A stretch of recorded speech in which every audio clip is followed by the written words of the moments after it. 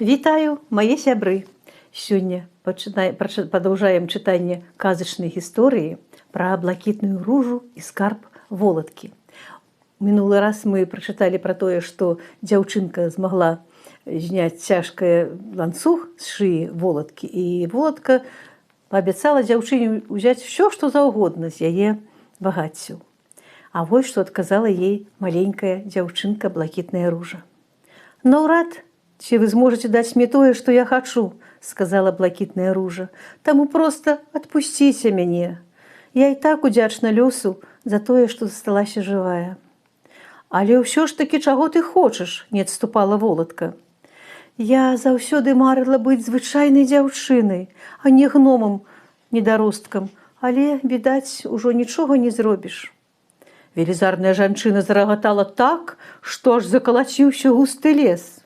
«Кажаш, нічога не зробіш?» – насмешліва перапытала яна. «Ты пажадала самую простую рэч, якую я магу табе даць. У маёй пячоры ёсць чароўная крыніца. З яе п'юць усе волаты, каб стаць большымі і мацнейшымі, а табе дык хопіць і аднаго глытка». Пячорная крыніца здалася блакітнай ружы сапраўдным вадаспадам, а пад ім раскінулася возера з люстраной вадой. «Добранька выкупайся ў сажалцы, перш чым піць з крыніцы», – параіла волатка. Вядома ж, для яе возера было толькі ўсяго сажалкай. А далей, у глыбіні пячоры, мая скарбніца. Калі нешта спадабаецца, бяры, мне нічога для цябе не шкада». Блакітная ружа зняла з сябе старэнькую сукенку і ўвайшла ў прахалодную ваду. Паплавала ў возеры ў волю, потым стала сушыць валасы на беразе. І тут здзіўлена застыла, разглядзеўшы сваё адлюстраванне. На паверхні была відаць дзяўчына цудоўнай прыгажосці. Тады блакітная ружа напоўніла далонькі вадой з крыніцы, зрабіла ўсяго толькі адзін глыток.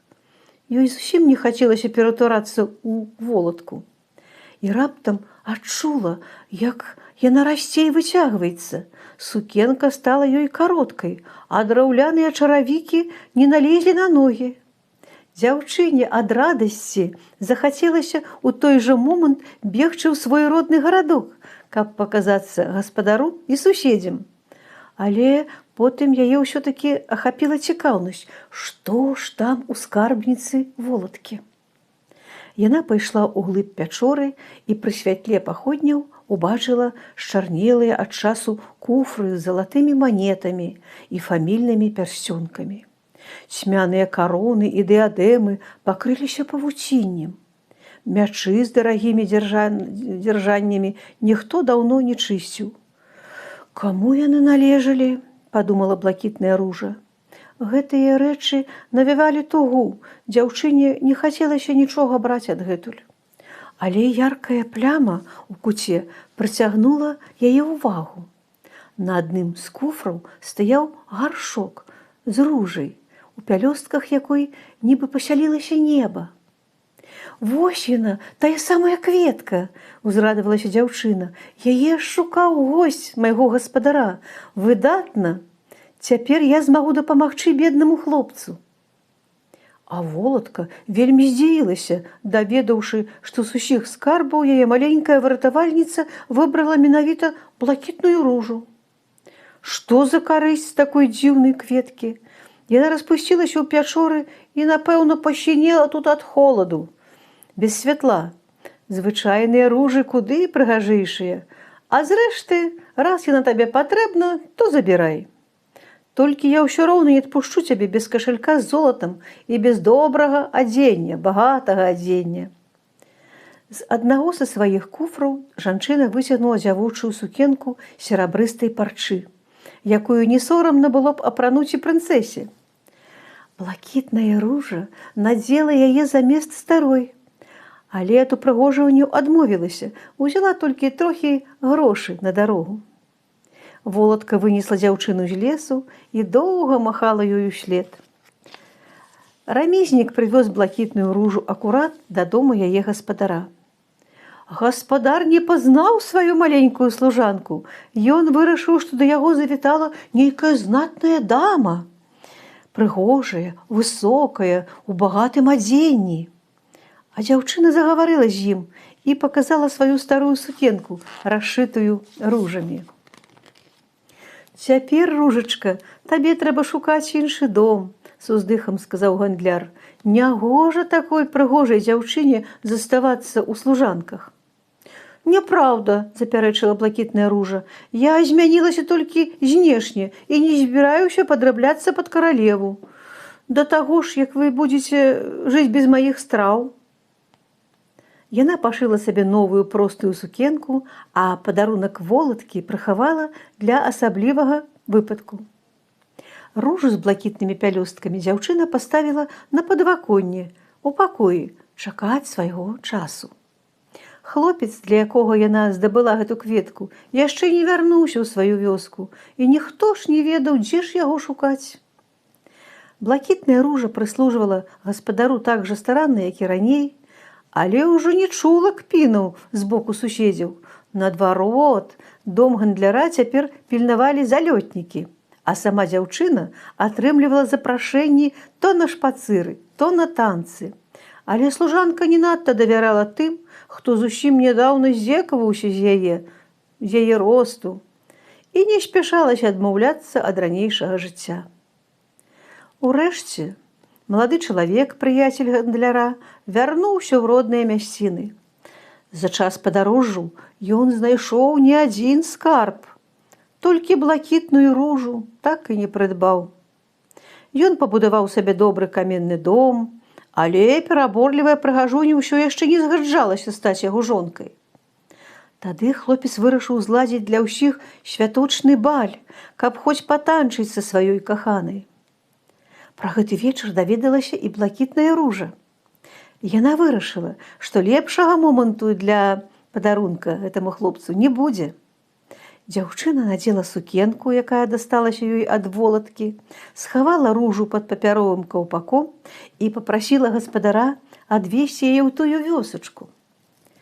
Усю дарогу блакітная ружа думала пра тое, што нарэшце яна зможа памагчы аддзячыць гэтаму хлопцу.